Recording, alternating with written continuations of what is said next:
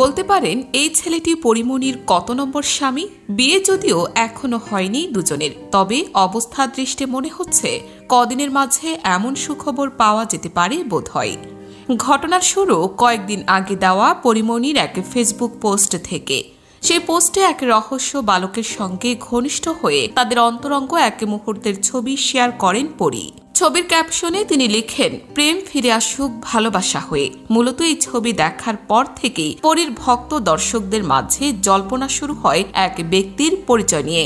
সকলের মনে এখন একটাই প্রশ্ন, কে এই ব্যক্তি? দেখা যায় ছবিতে রহস্যময় সেই ছেলের বুকে মাথা রেখেছেন পরি। সেই ছেলেটির পরনে একটি সাদা ধবধবে শার্ট, হাতে একটি রেস্ট ওয়াচ। রেস্ট ওয়াচটি ভালোভাবে লক্ষ্য করি এই রহস্যের জট খুলতে গিয়ে বেশ চমৎকার ক্লু পেয়েছেন নেটিজেনরা। শার্ট এবং রেস্ট ওয়াচই শুধু নয়, এই রহস্য বালকের হাতে আরেকটি বিশেষ চিহ্ন নজর এড়ায়নি কারো। ছবিটি ভালোভাবে দেখলেই চোখে পড়ে হাতে তার দুইটা রেড কালারের মার্ক, যেটি আসলে কোনো মেয়ের লিপস্টিকের দাগ হবে। নেটিজেনরা ভাবছেন ছবিতে লাল লিপস্টিক পরা পরি এই ছেলেটির হাতে চুম্বন এঁকে দিয়েছেন। ছবিটি পোস্ট করার পরই পরীর ভক্ত দর্শকেরা সবাই গোয়েন্দাগিরি শুরু করেছেন ছেলেটির পরিচয় জানার জন্য। যেহেতু কদিন ধরেই পরিমণির সঙ্গে এক বিশেষ মানুষের নাম একটু বেশি শোনা যাচ্ছে, তাই ক্লু মেলাতে গিয়ে পরীর গোয়েন্দা ভক্তরা প্রথমেই ভিজিট করেছেন সেই মানুষটির প্রোফাইল। আর কেউ নন, তিনি হাল আমলের জনপ্রিয় সঙ্গীতশিল্পী দ্য প্রিন্স চার্মিং শেখ সাদি। শেখ সাদির প্রোফাইলে গিয়ে সে রেস্ট ওয়াচের সন্ধান পেয়েছে সবাই। সাদির আইডিতে বেশ কয়েকটি ছবি দেখা মিলেছে, যেখানে ঠিক একই রেস্ট ওয়াচ পরে রয়েছেন তিনি।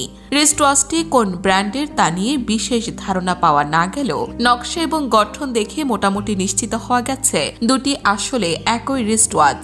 পরিমণির প্রথম স্বামী ছিলেন ইসমাইল হোসেন জমাদ্দার। তিনি ইতিমধ্যেই দুনিয়া ছেড়ে পরপারে পাড়ি জমিয়েছেন। সম্পর্কে নাকি তারা চাচাতো ভাই বোন ছিলেন। 2012 সালের দিকে বিচ্ছেদ ঘটে এই পরি ইসমাইল দম্পতির। তালাকের পর 2012 সালে পরিমণি আবার বিয়ে করেন ফেরদৌস কবির সৌরভকে। সময়ের সাথে সাথে একদিন সেই সংসারেও ইতি টেনে দেন এই নায়িকা। এর পরবর্তীতে 2020 সালে বিনোদন সাংবাদিক তামিম হাসানের সাথে গাঁটছড়া বাঁধেন পরি।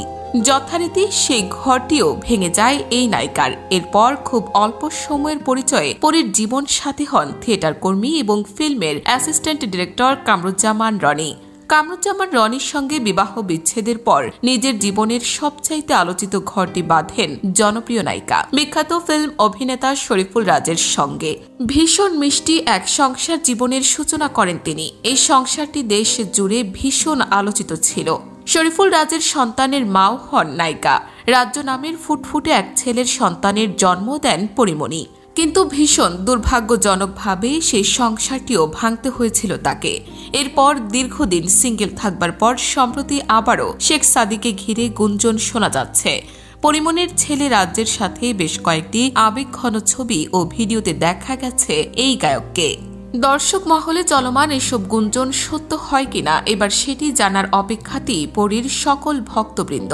তবে গুঞ্জন যদি সত্যি হয় তবে শেখ সাদিক খান হবেন এই জনপ্রিয় নায়িকার 6 নম্বর স্বামী।